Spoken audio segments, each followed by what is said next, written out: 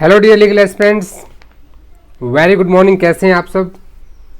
एक न्यूज़ मैं आपके साथ शेयर करना चाहता हूँ। इस टाइप की न्यूज़ आपने बहुत बार सुनी होगी। Man arrested for the child pornography. इस टाइप की न्यूज़ आपने कई बार सुनी होगी। लॉ स्टूडेंट होने के नाते आपको पता होना चाहिए कि इसके ऊपर क्या चार्जेस लगेंगे, किस एक्ट के तहत ये इसके ऊपर ट्रायल चलेगा। तो ये सारी की सारी चीज़ें आज हम डील करने वाले हैं। हमारी सोसाइटी एक बहुत ही हीनियस क्राइम है जो चाइल्ड्स के साथ में ऐसे ऑफेंसेस होते हैं जिन ऑफेंसेस के लिए जस्टिस, जो न्याय की देवी हैं, कभी कभी उनको भी बहुत ज़्यादा घृणा महसूस होती होगी कि ऐसे हीनियस क्रिमिनल्स को किस तरह से करेक्ट किया जाए। And the only thing to correct them is to set up an example with the rigorous punishments. Child porn एक ऐसा ऑफेंस है जो आज के टाइम पे ना, in this money making world, the moral values of the public has been lost.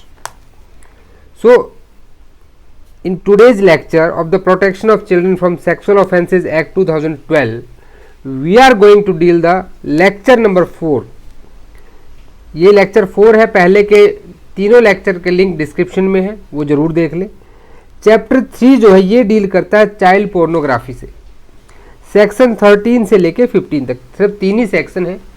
इसको पढ़ने के बाद जब कभी भी आप कल को न्यूज़ पढ़ेंगे इस तरह की, तो you will be very clear about कि क्या इसकी लीगल प्रोविजंस है और किस तरह से इन चीज़ों को डील किया जाता है। बहुत रिसेंट में केस हुआ था, चेन्नई में पकड़ा गया था पोर्नोग्राफी का एक racket. And you will be surprised कि उसको यूएस बेस्ड एक एनजीओ है जो यूएसए में है। अमेरिका के एक एनजीओ ने उन सोशल मीडिया प्लेटफॉर्म्स के जितने पे जो सोशल प्रोफाइल्स थे सोशल मीडिया पे, उनकी एक लिस्ट बना के होम मिनिस्ट्री को दी 2019 में, और अभी 2022 में उनको पकड़ा गया है। यानी कि देखिए, यूएसए में बैठा एक एनजीओ पूरे वर्ल्ड के बच्चों के राइट्स के लिए फाइट कर रहा है। तो it is a responsibility of every citizen, being a responsible citizen, being a responsible human being, कि हम चाइल्ड्स को बचाएं। क्योंकि देखिए, बच्चे भगवान का रूप होते हैं। अगर बच्चों की ही प्रोटेक्शन नहीं की गई तो इस लीगल सिस्टम का, इस सोसाइटी का कोई मतलब नहीं बनता है। चलिए देखिए, protection of children from sexual offences act 2012, हमने यहाँ पे 2 चीज़ें डील की थी। एक था ऑफेंस को हमने 2 कैटेगरी में बांटा था। एक आपका सेक्सुअल असॉल्ट और एक आपकी सेक्सुअल हरासमेंट। देखिए, हरासमेंट क्या है, without touch and with touch sexual assault. अब इसमें भी 2 फॉर्म आ जाती हैं। एक को हम बोलते हैं पेनिट्रेटिव सेक्सुअल असॉल्ट और एक है सेक्सुअल असॉल्ट। इनकी डेफिनेशंस को हमने अच्छे से डील किया था। दोनों चीज़ें चैप्टर 2 में कवर होती हैं। सेक्शन 3 से लेकर के आपका सेक्शन 12 तक की चीज़ें बताता है। हमने कल बात की थी कि जो ऑड सेक्शन है 3, 5, 7, 9, 11 ये डेफिनेशंस देते हैं, और जो अदर सेक्शंस है इवन 4, 6, 8, 10 एंड 12 ये पनिशमेंट्स देते हैं। उसका चार्ट मैंने टेलीग्राम पे शेयर कर दिया है पनिशमेंट्स का, आप वो देख सकते हैं। आज हम डील करेंगे अपने चैप्टर 3 को। चैप्टर 3 क्या कहता है? चैप्टर 3 कहता है using child for pornographic purpose and punishment therefore.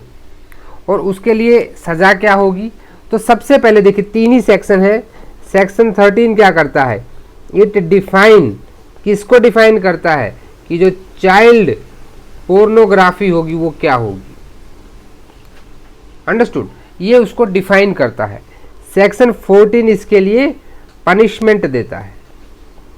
Punishment, अब ये पनिशमेंट तो होगी जो चाइल्ड पोर्नोग्राफी करता है उसके लिए, लेकिन जब ये मटेरियल बन के तैयार हो जाता है तो बहुत सारे लोग इसको रखते हैं, स्टोर करते हैं, डिस्ट्रीब्यूट करते हैं, तो उनके खिलाफ क्या होगा? सेक्शन 15, अगर कोई स्टोर करेगा ऐसे डाटा को तो उसके लिए क्या पनिशमेंट होगी। बस 3 ही सेक्शन है। इन तीनों सेक्शन का आज हम अच्छे से पोस्टमार्टम करेंगे। अपना बेयर एक्ट ओपन कर लीजिए, ठीक है। तो और इम्पॉर्टेंट नोट्स को ना, जैसे मैंने आपको बताया था, जो भी आपका आप बेयर एक्ट है वो बेयर एक्ट कुछ इस तरह से होगा, ठीक है। यहाँ पे कुछ पेजेज होंगे, यहाँ पेजेज होंगे, इसमें आपको कुछ नहीं करना है। इससे छोटा A4 के पेपर्स को काट लीजिए और वहाँ पे कोई भी इंपॉर्टेंट चीज़ आती है, सपोज कीजिए, हमेशा पहली बात तो ये आपको डिग्लॉट लेने हैं। इधर आपका इंग्लिश वर्जन होगा और इधर आपका हिंदी वर्जन होगा, ठीक है। तो यहाँ इसको चिपका लेना है। मान लीजिए आज मैंने सेक्शन 13 के बारे में आपको कुछ बताया या आपको कहीं से पता लगा कोई केस लो है, तो यहाँ उसको लिख लीजिए। होगा क्या, जब भी आप रिवीजन करेंगे, it will help you out there itself in the bare act. Otherwise होगा क्या कि आप अलग से एक नोटबुक में नोट तो कर लेंगे, किसी स्टिक नोट पे कर लेंगे, लेकिन वो इसमें चिपकाएंगे नहीं। तो जब आप रिवीजन करेंगे तो you will not find this extra point, और आप उसको ढूंढेंगे नहीं उस टाइम पे, और ये मिस ही हो जाएगा आपसे। सो इम्पोर्टेंट चीज़ों को इस तरह से कोई चार्ट बना के रिवीजन में आपकी बहुत हेल्प करते हैं, and revision has a great role in your preparation. चलिए अभी सेक्शन 13 का पोस्टमार्टम कर लेते हैं। सेक्शन 13 क्या कहता है? सेक्शन 13 ये कहता है use of child for the pornographic purpose, यानी कि use of child for pornographic purpose.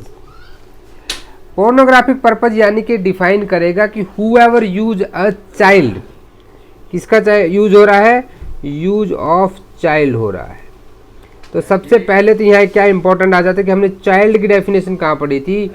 2D में, 2 सब सेक्शन 1 क्लोज डी, ये कहना सही रहेगा, ठीक है। वहाँ पे चाइल्ड की डेफिनेशन पढ़ी थी कि जो 18 साल से कम उम्र के बच्चे हैं उनको चाइल्ड की कैटेगरी में लिया गया है। कई बार इस पे इश्यूज उठे हैं कि इसको रिड्यूस करके 16 ईयर कर दिया जाए। क्या मेंटल एज कोई मैटर करती है? इज मेंटल एज, तो इसके ऊपर हम एक केस लॉ डिस्कस करेंगे। सुप्रीम कोर्ट ने बहुत रिसेंट में डिसीजन दिया है, ठीक है। तो यू मस्ट बी अवेयर कि चाइल्ड की डेफिनेशन क्या है। अब यूज ऑफ चाइल्ड किस चीज के लिए हो रहा है? The use of child is for the in any form, किसी भी मीडिया फॉर्म में, फॉर सेक्सुअल ग्रेटिफिकेशन। अब आपको 3 चीज़ों को समझना है। चाइल्ड को आपने समझ लिया, भाई 18 साल से कम का जो भी बच्चा है उसको हम चाइल्ड की कैटेगरी में मानते हैं एज पर पॉक्सो।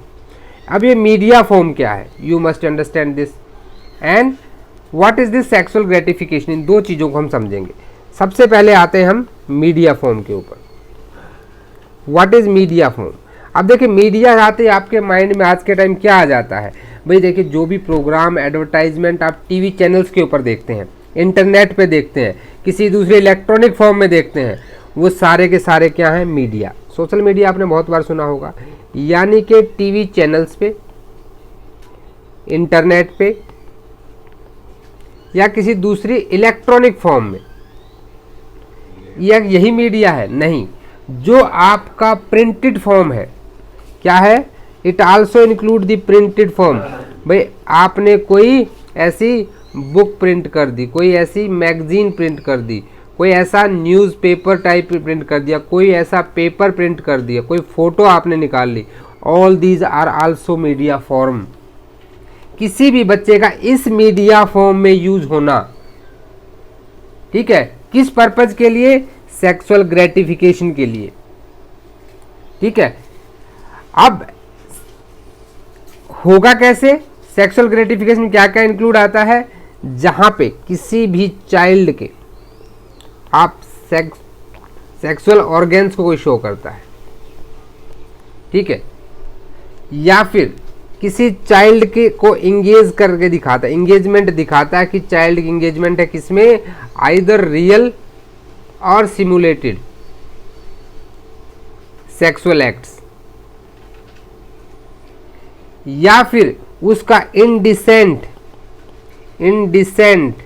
रिप्रेजेंटेशन करता है कोई भी, जहां पे इनडिसेंट, हमने indecent representation of women act पढ़ा था और वहां हमने इसकी डेफिनेशन भी पढ़ी थी, जिससे सामाजिक तौर पर वो बच्चा क्या है उसको एक अलग नज़रिए से देखा जाए, उसके उस बारे में गलत चीज़ें समझी जाए, वो क्या होता है?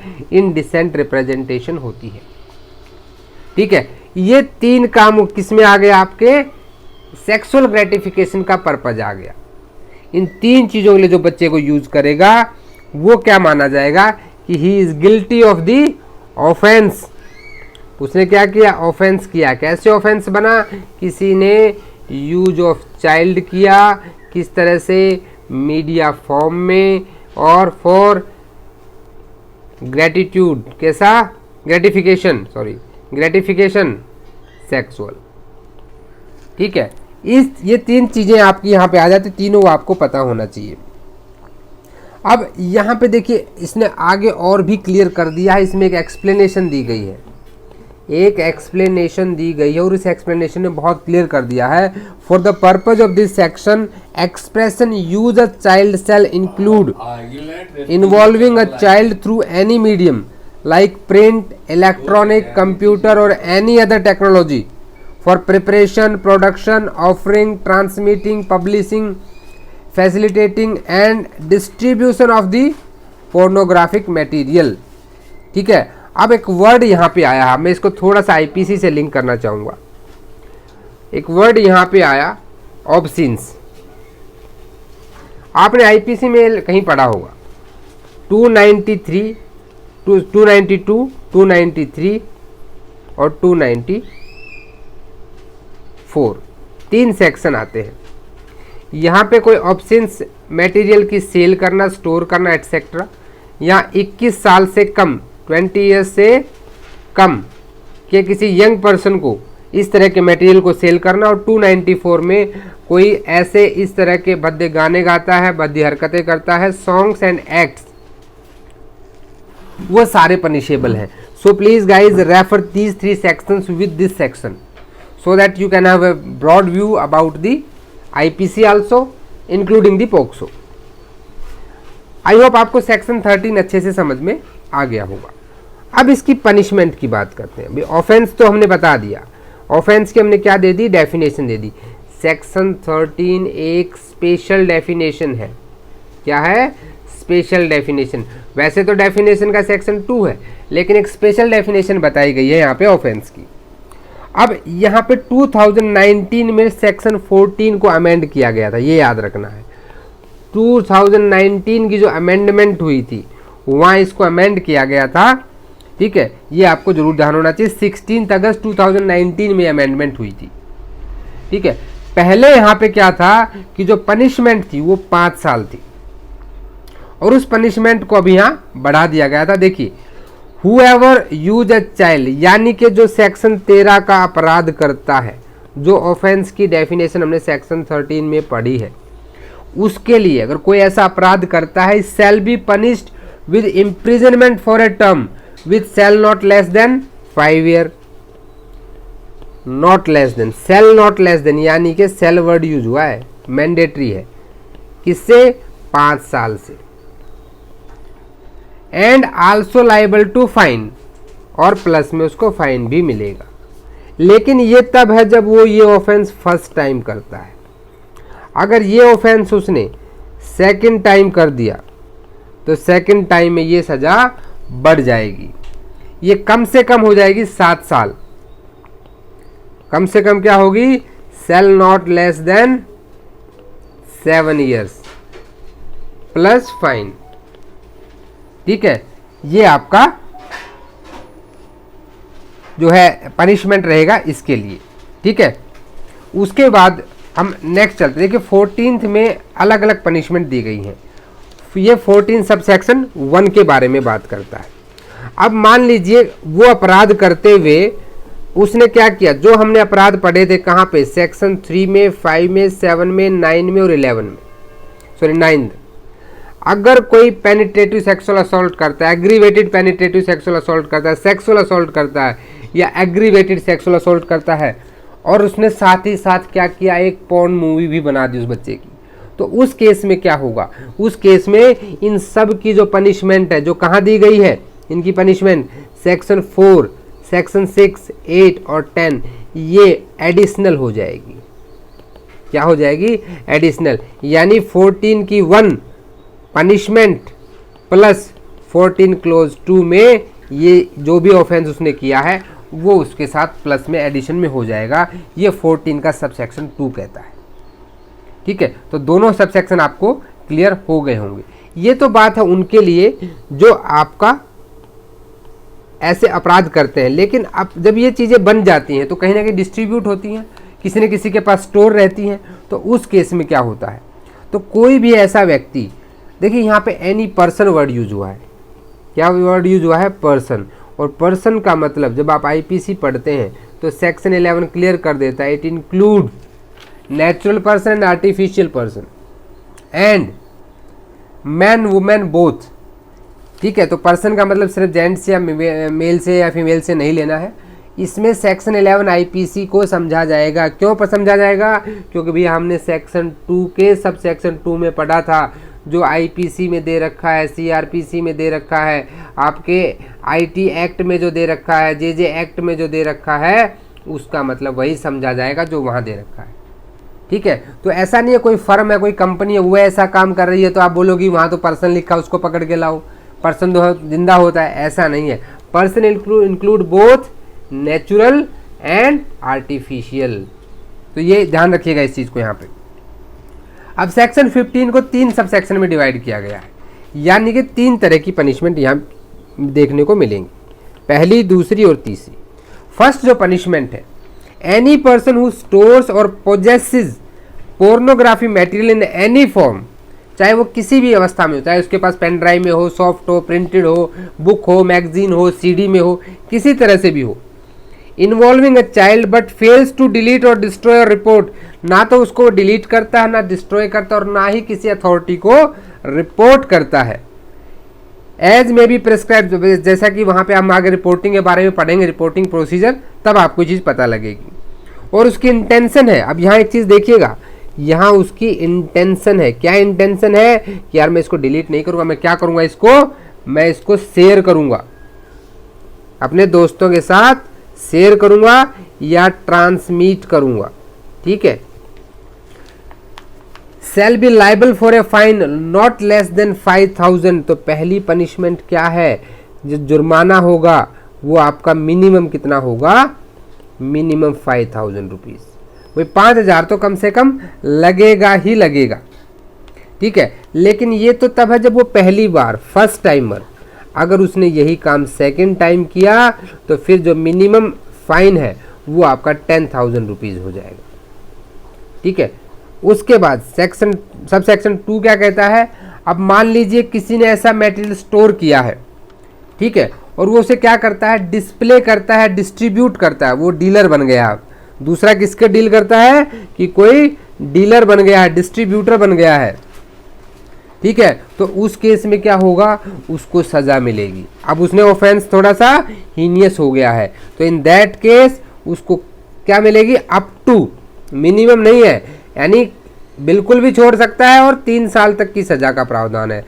प्लस में फाइन प्लस नहीं रहेगा या और रहेगा, या फिर फाइन या फिर और बोथ, यानी ये जुडिशियल डिस्क्रिप्शन होगा कि उसको 3 साल तक की कितनी भी सज़ा दे सकता है, 6 महीने, 10 महीने, 2 साल, अप टू 3 इयर्स, या फिर फाइन लगा के छोड़ सकता है, या फाइन और पनिशमेंट दोनों दे सकता है यहाँ पे। अब आते हैं 15 के क्लोज 3 के ऊपर। 15 का क्लोज 3 क्या कहता है, अगर किसी ने कॉमर्शियल पर्पज के लिए इसको किया है, ठीक है, शिल्पा शेट्टी के हस्बैंड को बहुत रिसेंट में बुक किया गया था, तो इसी तरह से अगर कोई कॉमर्शियल पर्पज के लिए करता है तो उस केस में क्या होगा।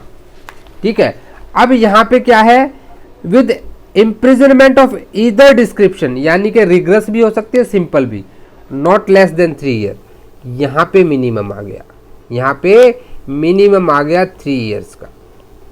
ठीक है, और विच मे एक्सटेंड टू 5 ईयर्स, और कहाँ तक दी जा सकती है, अप टू 5 ईयर्स, 3 साल तो देनी ही देनी है, 5 साल तक की सजा भी दी जा सकती है, और फाइन और बोथ, यहाँ भी और फाइन और बोथ। अब ये और एंड पे बहुत ध्यान देना है आपको। ठीक है, ये आपकी सजा का बारे में आपको बहुत कुछ बताता है, लेकिन ये है फर्स्ट टाइमर। अब भाई साहब नहीं सुधरे, जेल से निकले, फिर से स्टार्ट हो गए, तो क्या हो गया, सेकेंड टाइम या फिर सब्सिक्वेंट, दूसरी बार के बाद जब भी पकड़ा जाएगा, ठीक है, तो उसमें क्या होगा, ये कम से कम हो जाएगी, जो मिनिमम है ये हो जाएगी 5 साल, और अप टू हो जाएगी 7 ईयर्स। और यहाँ ध्यान देना आपको, देखिए फर्स्ट टाइम में आपको फाइन में हम छोड़ सकते थे कि चलो एक बार गलती हो गई, लेकिन उसके बाद करोगे तो एंड आएगा, यानी कि प्लस आएगा फाइन, और फिर उसको फाइन लगना ही लगना है, ये ध्यान देना यहाँ पे, ठीक है। तो एक बार देखो क्विक रिवीजन करते हैं। सेक्शन 15 का सब सेक्शन 1 क्या कहता है कि भैया ऐसा है, पहली बार पकड़े गए, स्टोर किया आपने, ठीक है, लेकिन आपने डिलीट नहीं किया, डिस्ट्रॉय नहीं किया, रिपोर्ट नहीं की, अभी तक आपने उसको यूज नहीं किया किसी पर्पज के लिए, तो भैया फर्स्ट टाइम आपको 5000 का फाइन कम से कम लगेगा। सेकंड या सब्सिक्वेंट टाइम पे ये फाइन 10,000 हो जाएगा। फिर क्या आता है कि आपकी इंटेंशन है उसको क्या करने की, शेयर कर रहे हो आप उसको, ठीक है, तो उस केस में क्या होगा, डिस्प्ले कर रहे हो, डिस्ट्रीब्यूट करो, आप डीलरशिप ले लिए हो, ठीक है, शिल्पा शेट्टी गैस बैंड से डीलरशिप ले लिया आपने, तो उस केस में क्या होगा कि वहां पे आपको जो फर्स्ट टाइमर होगा, फर्स्ट टाइमर को क्या किया जाएगा, इट शैल नॉट बी, कितना होगा, 3 साल तक की सजा, 3 years up to, not minimum नहीं है, ठीक है, और इसमें फर्स्ट टाइम सेकंड टाइम नहीं है, और प्लस आपका क्या रहेगा, और फाइन और बोथ। अब 15 के 3 में क्या है, यहां आ गया कॉमर्शियल पर्पज, क्या आ गया, कॉमर्शियल पर्पज। तो उस केस में क्या होगा, कॉमर्शियल पर्पज के केस में जो होगी फर्स्ट टाइम, यहां है अगर फर्स्ट टाइम करेंगे तो आपको मिनिमम, अब यहां मिनिमम आ जाती है 3 ईयर्स की अप टू 5 ईयर्स, और फाइन और बोथ, ये फर्स्ट टाइमर है। लेकिन यही ऑफेंस अगर आप सेकंड या सब्सिक्वेंट टाइम करते हैं तो वहां पे आपकी जो मिनिमम होगी वो 5 साल होगी, और अप टू कहां तक जाएगी, 7 ईयर्स होगी, एंड प्लस हो जाएगा, प्लस यहाँ और नहीं है, इसलिए मैंने इसको अलग कलर में लिखा, ये आपके लिए इंपॉर्टेंट है। तो सेक्शन 15 भी आपको क्लियर हो गया। आई होप आपको चीज़ें क्लियर हुई होंगी। Thanks for watching this video. अगर वीडियो अच्छा लगा है तो यार चैनल को सब्सक्राइब कर लो, और आपके किसी भी तरह के डाउट्स आप मुझे मेल कर सकते हैं, सजेशंस, इम्प्रूवमेंट्स के लिए सजेशंस mklegal6@gmail.com। टेलीग्राम को ज्वाइन कर ले, वहाँ आपको इसका PDF मिल जाएगा, चार्ट मिलेगा बाकायदा पनिशमेंट्स का, याद करने में काफ़ी ईजी रहेगा आपको। आप इंस्टा पर भी हमें फॉलो करें, वीडियो को लाइक कर दें, दोस्तों साथ शेयर करें, and I will ईगरली waiting for your comments कि आपको ये पॉक्सो के जो अब तक लेक्चर हुए हैं ये कैसे लगे हैं। मिलते हैं नेक्स्ट वीडियो में, तब तक के लिए जय हिंद, जय भारत।